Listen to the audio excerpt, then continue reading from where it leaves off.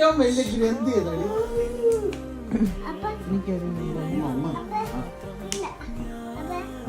വീരും അവനെ ഏറ്റവും വലിയ ഗ്രന്ഥി ഏതാണ്? അന്നനാളം.